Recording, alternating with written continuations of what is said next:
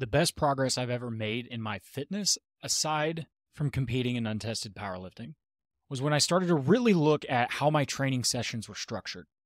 In high school, I just did whatever coach said. In college, I just did what coach said and then would go to the gym and do whatever bodybuilding.com told me to do. And after college, I would still do the workout of the day that was on whatever membership website I was subscribed to at the time. But once I hit 2020, I started to look at things a little bit differently. I would notice how on some days when I did certain exercises first, I would hit significantly higher weights than whenever I did that same exercise other times later in the workout. I also noticed how it felt. It just felt better when I was doing certain exercises at the beginning versus at the end. And although the initial thought might be, well, no shit, Sherlock, it's because you were tired, it never really registered to me. And I noticed this a lot among other gym goers.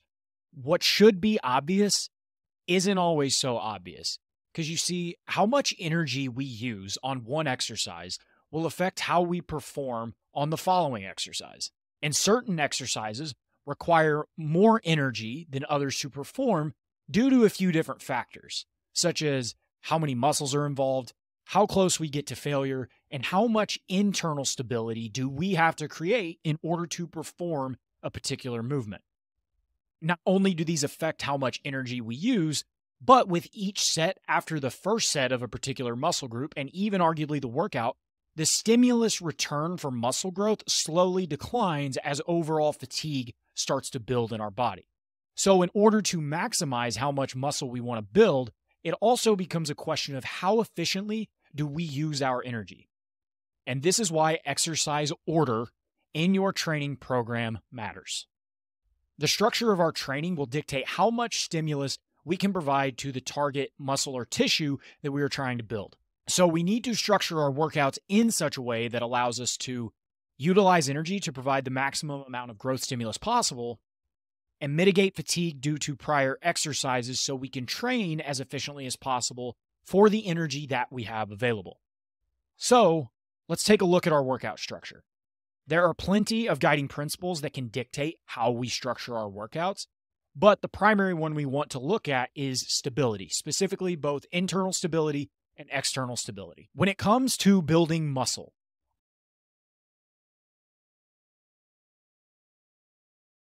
understanding the internal and external stability of the exercises we choose becomes a top priority in putting together a coherent plan for each training session.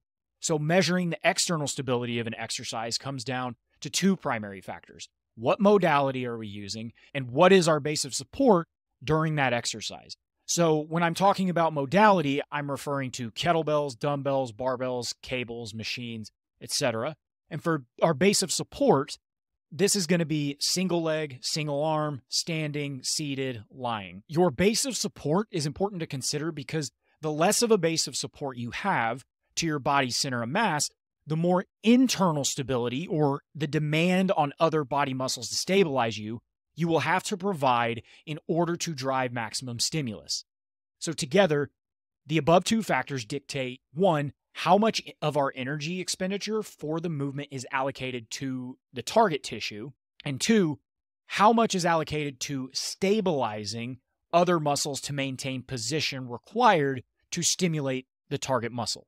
Now, when it comes to training, the goal of sustainable long-term hypertrophy is not to rely solely on the presence of external stability. So the goal is not to only use machines or only use cables, but rather to strategically order exercises that require varying amounts of muscular stability. So when you are organizing your workouts, it's best to keep the exercises with less external stability earlier on in your session when your fatigue is low and your ability to stabilize is high. As the fatigue of the exercise starts to set in, you might want to start to look at to increase the degree of external stability with the exercises that you choose. Meaning you want to find more stable exercises to perform to still get the most out of your training towards the back end of your workout. So place exercises with less external stability at the beginning of your session and place exercises with more external stability later in your session. So the stability of a modality ultimately lies on a continuum, with kettlebells being the least stable and machines being one of the most stable. And your goal is to use this continuum and place less stable exercises before the more stable exercises. And there are always going to be certain exceptions, like a lot of bodybuilders use a lot of pre-exhaustion because if they do, like, say, back squats super early in the workout, they might risk injury just because of the sheer amount of weight that they would have to move in order to stimulate the muscle. But I digress.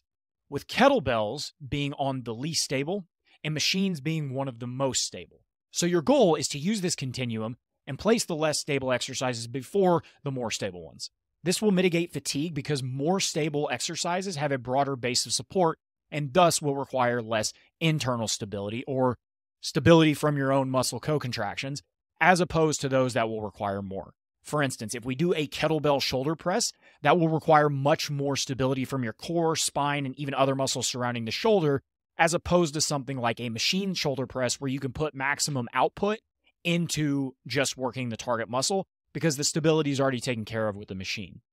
This way, you can continue to challenge target muscles without being hampered by the ever-closing bottleneck of your ability to stabilize. And the result of all this is the maximum possible session effectiveness through high-quality execution and getting much more tissue stimulation from every single rep. So, for an example, let's take a look at a leg day. A lot of people typically will do like barbell back squats first, which makes sense if you are a power lifter. But let's say you also have lunges in your program and your goal is to maximize hypertrophy. Then you may want to consider doing those first since the demand for internal stability is greater because the base of support is on one leg. Whereas with a barbell back squat, your base of support is more or less on two legs. Now, there isn't a need to necessarily get super religious about this and obsessive, but it's something that you need to start asking yourself and questioning, especially if you are, start your workout with machines and end your workouts with dumbbells or barbells. Just something to note about getting the most effective workout that you can. So the goal is to maximize efficiency here.